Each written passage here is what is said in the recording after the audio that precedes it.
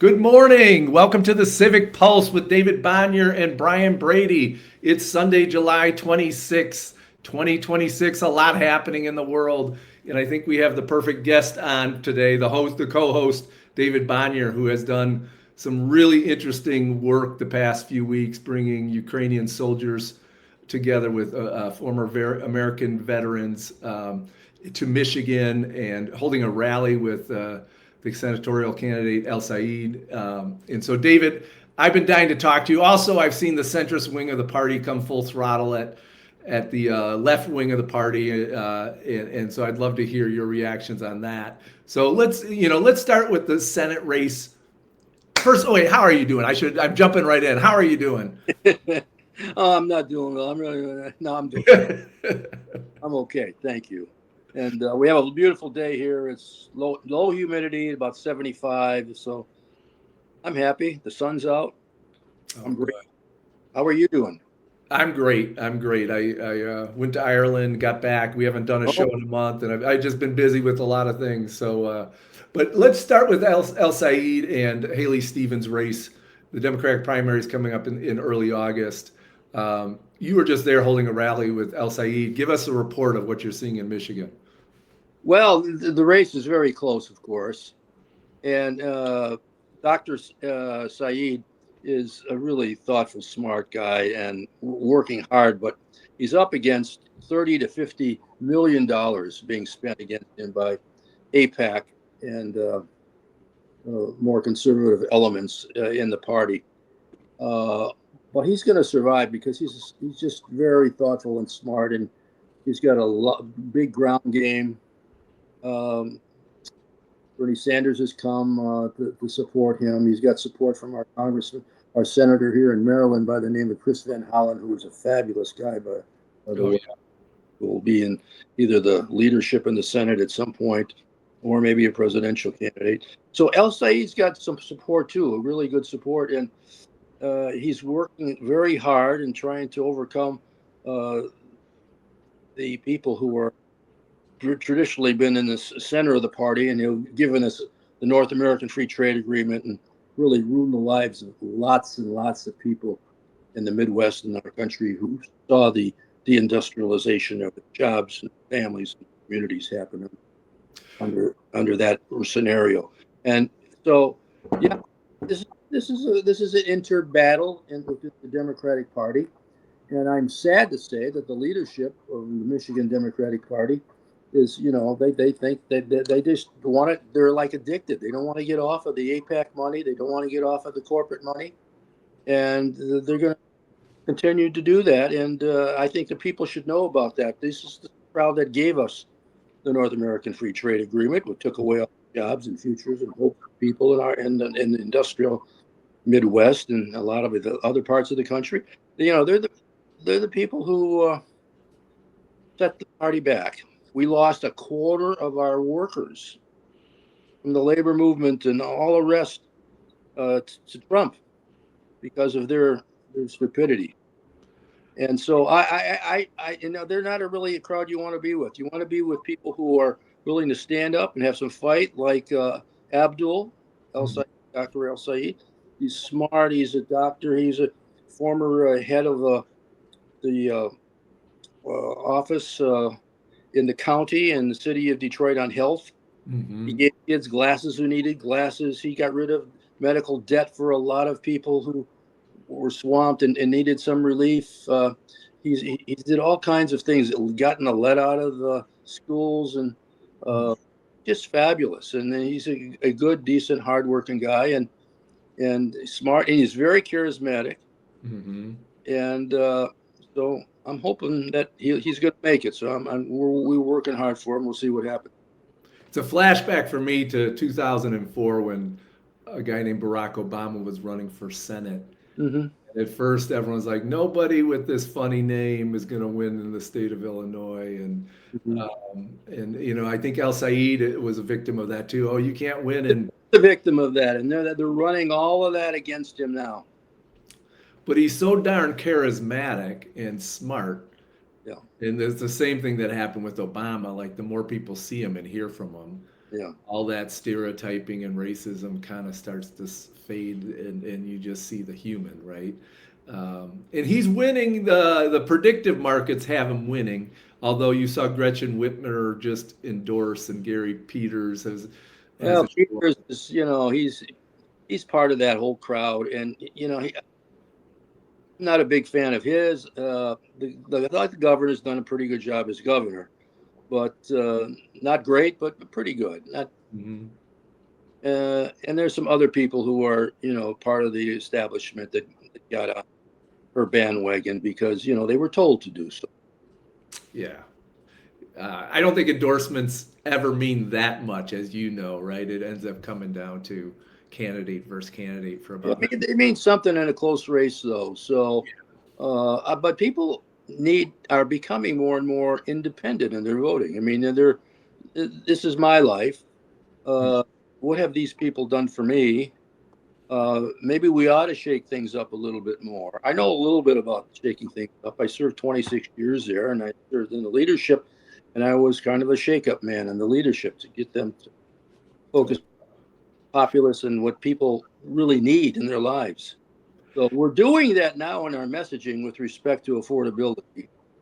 Yeah. We need to do a much better job on the corruption piece. I think those twins of uh, uh, uh, they're twins of death for Yeah. the we Yeah. That's the ticket. pound them harder. Mhm. We have to go, we have to dive. James Carville recently took off after the left wing of the party and said, some of these candidates that Mamdani endorsed in New York that won their primary, we shouldn't let them caucus with the Democratic Party if they win, and they are likely to win.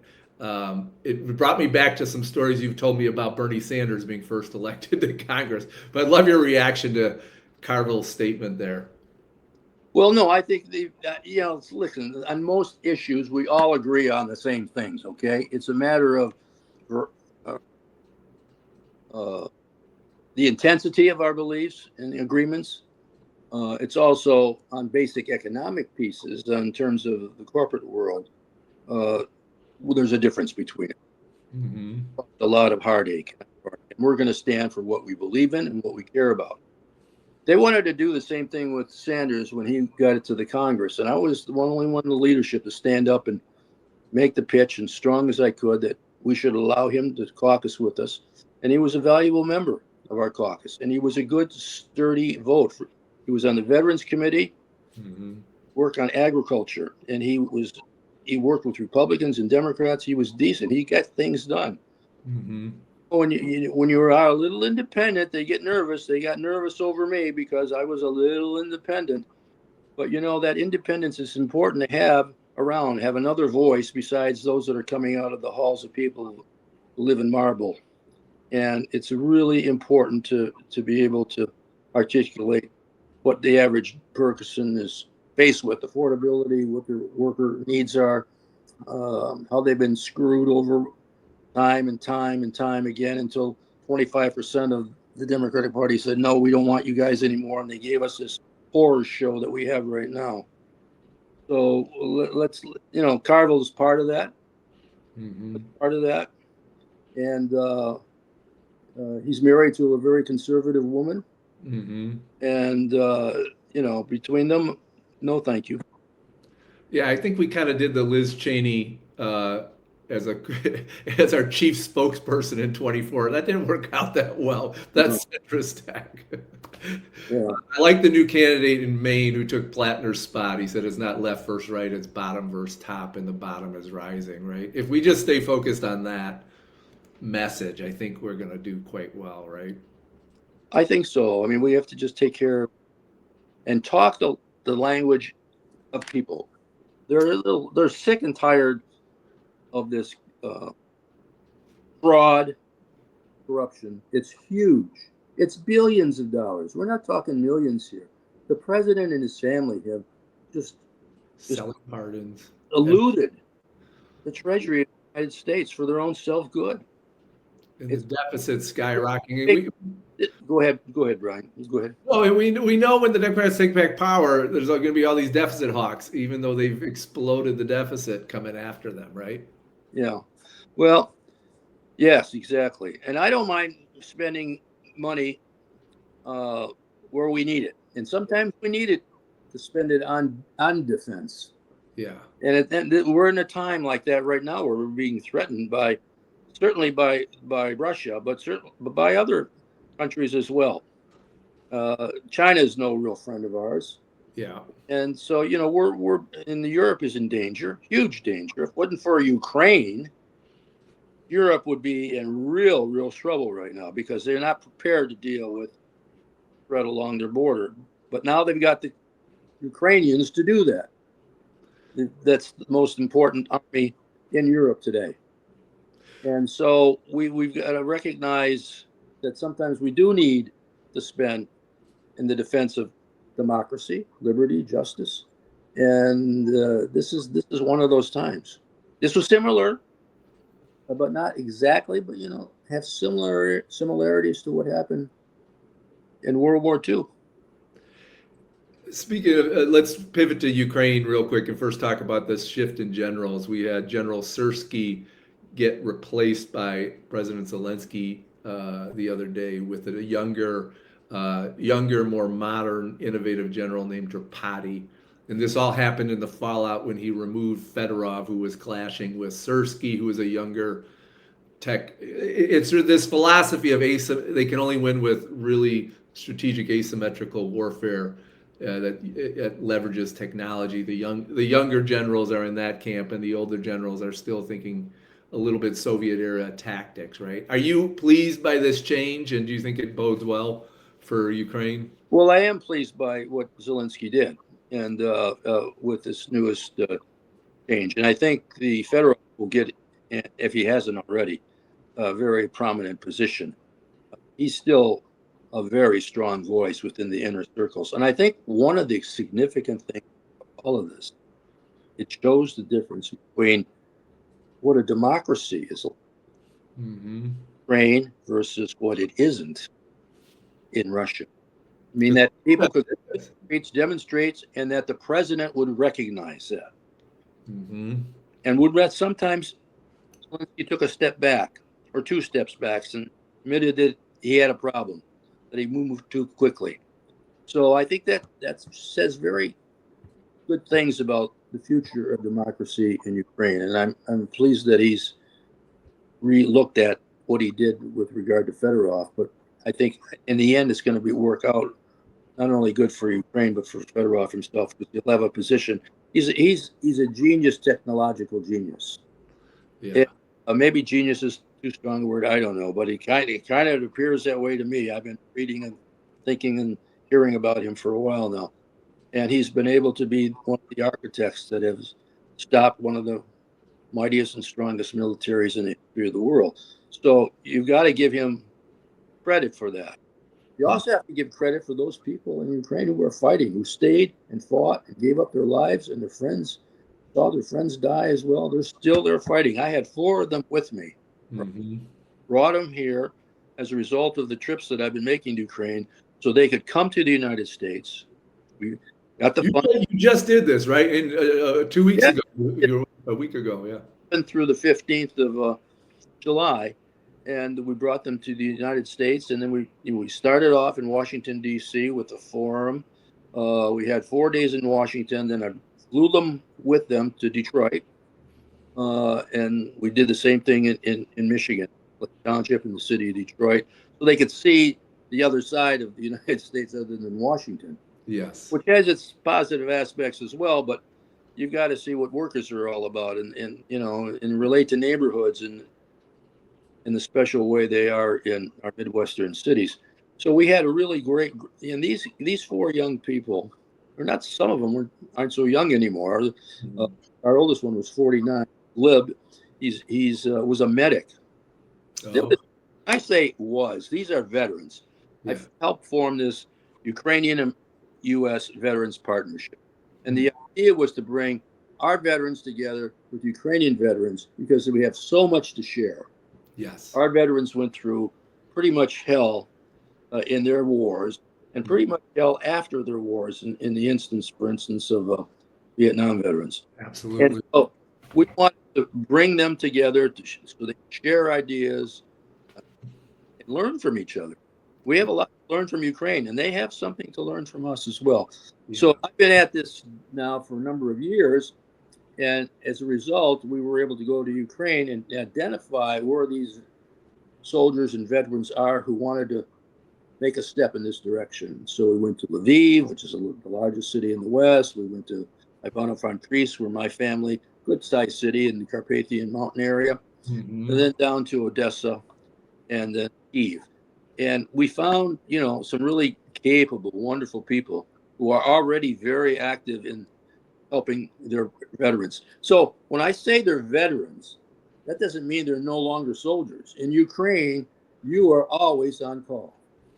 And one of the persons we were supposed to have, a woman actually, who was going to make this trip, got called up a month before the trip, so she had to cancel up because she got called up to active duty, and so she had to miss the trip. So, but they're fighters, and the guy that I mentioned, the medic, Glebe, he's 49 years of age. He's a daughter. He wrote a book about her. It's a beautiful book about his time in war. It was almost in a diary form, but talking directly to his daughter. Uh, he started like another veteran, Yevgeny, who was also there, Klemenko. They started in fighting in 14. It's been 12 years they've been fighting. And he was a medic, and he, was on the front, and he was rescuing people who were injured in battle on the front in bunkers and getting them out of there between drones looking for him and artillery bombarding him. And he got hurt pretty bad. He didn't think he was going to be able to walk again, but he got through it. And now he teaches medics. The art of that, and it is an art. You have to be smart in order to survive and help others to survive. So he was with us, and he was very interesting, fascinating guy. And then the guy, his job right now is at Ukrainian Catholic University in Kyiv. He runs that part of their university in Kyiv. The other fellow who runs the whole program out of Lviv is Andrew Kapshishak. And Andrew served as well. Mm-hmm. Was in combat in Donetsk, where the heavy fighting occurred. The real deal, yeah. And he, interestingly enough, is a writer as well. And he has a publishing house, and he has published books. He's a very smart guy. And so he's done amazing work now at the university with programs. The university now is dedicated to making the veteran a centerpiece of what they're about at the university. And there's all kinds of veteran programs that are starting to develop in the university to help veterans make the transition and also to recognize what they've been through, what their needs are, especially in the mental health area. Mm-hmm. Good things there with Andrew. And then we had also two other people. I mentioned Yevgeny. He's from Odessa, Mm-hmm. and he's a Marine, and he was in Mariupol, where the huge terrible battle with the Azov division. Lovely, lovely person, and his wife was with him. She works with caring for veterans in Odessa as well. And then we had another guy, interesting guy, young man, youngest one, group 26. He's been fighting for 5 years. He was an infantryman. His name is Pavlo Zembrara. And he was been fighting for 5 years as an infantryman. And then he got into drones. He was a great leader, trained him in drones. He fought with drones. You're reading about these drones. He's one of the operators. Mm-hmm. Who's teaching others. So there's sort of a graduation that when you go through all this, you have the knowledge and an understanding of the modern warfare. And What do you think? What is the biggest? I mean, after Vietnam, we had so many soldiers with PTSD, and now we're putting that into different categories, right? You can have trauma from the warfare. You can have, moral injury. Is a new term people are talking about because you've seen and done things that you're having trouble reconciling. What was the big learning? You felt from the Ukrainian side about about the American veteran experience, and what did they take back with them, you think? Well, when we had our forums Yeah. in D.C. on the first day they got here, we had a huge day for them. C-SPAN covered it, and then the first day in Find that video online if people want to watch it. yeah, Yeah. there's a video of it online. It was on the 7th of July. Excuse me, the ninth of July. Yeah. If you go to the archives, go C-SPAN.com. Just Google David Bonior C-SPAN and you pop up. I just did Okay, it. there you go. It's an easier way to do it. I Yeah. love these pop-up things when you use the right words. Yeah. So we had our veterans speak. We had Ron Clark speak, Dr. Ron Clark, who is a 20-year Marine veteran who was part of our partnership.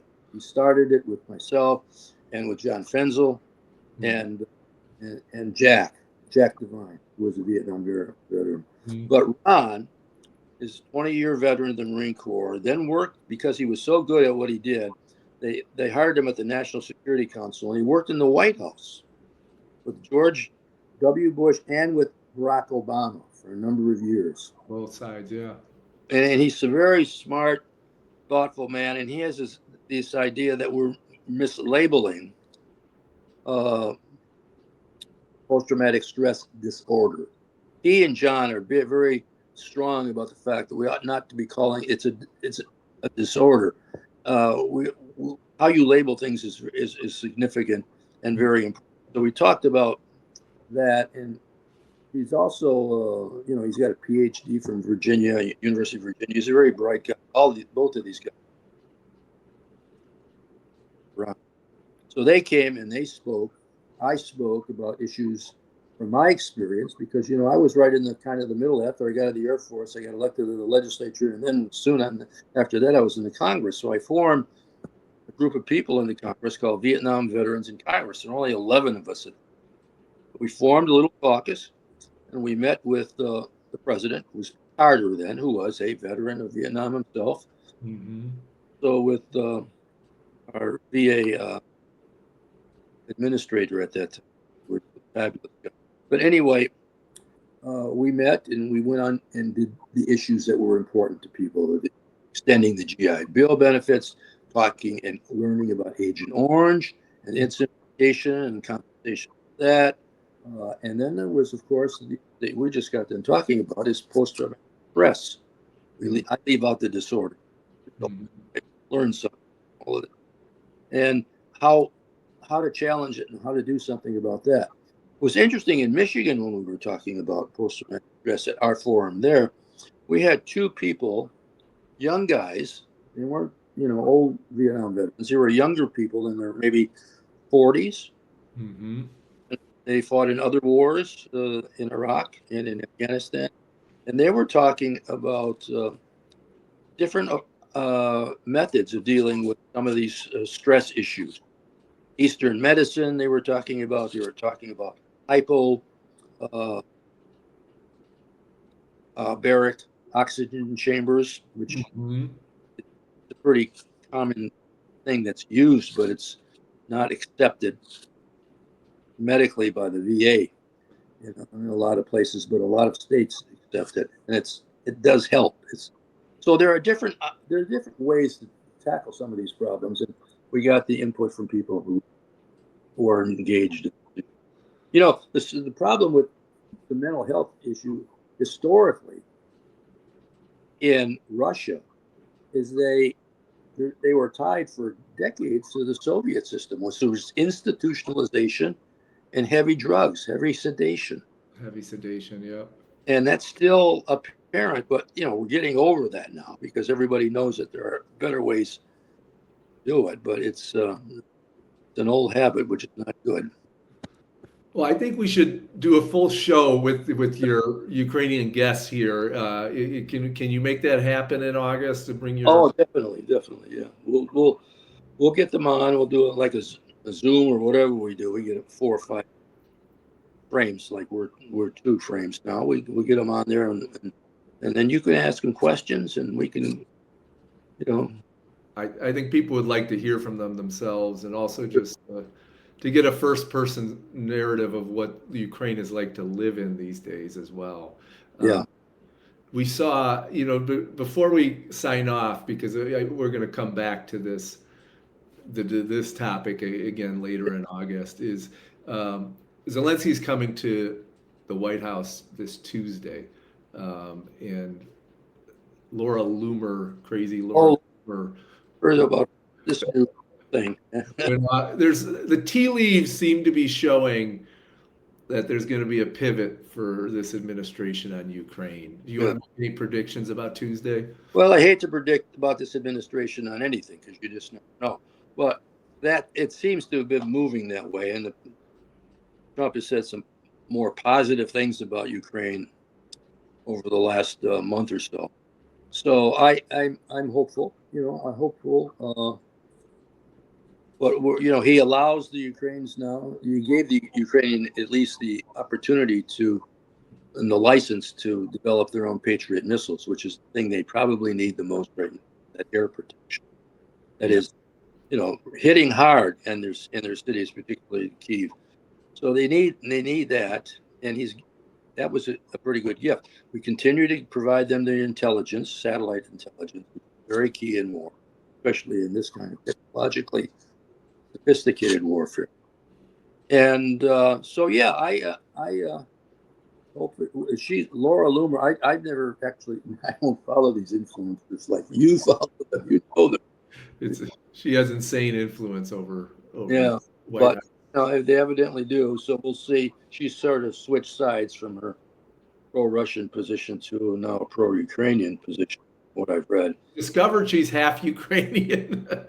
Yeah, well, that'll do it. We'll take whatever we can get these days, Well, let's sign off at that juncture there with crazy Laura Loomer ending our conversation. But we'll let our viewers know in the next 2 to 4 weeks we'll have some of your Ukrainian soldiers, veterans, on the show, and we'll do a deeper dive. And obviously this Senate race is coming up. I'm sure we'll talk again about Michigan because that's a big one coming down the pike here. Very big one, and that will be determined a week from Tuesday. Yeah. So we'll know the answer to that one, and at least the primary. And there's not much of a primary for the governor's race there, nor for the governor's race and whatever. But anyway, that's the big race, the one for the Senate nomination. That's a huge one. Well, thanks for joining us. If you're watching, be sure to like our video if you have lasted this long, so it helps our algorithm. And David, have a great Sunday. Hope you enjoy the nice weather you have out east. You too, Brian. Say hi to Vita. Take care.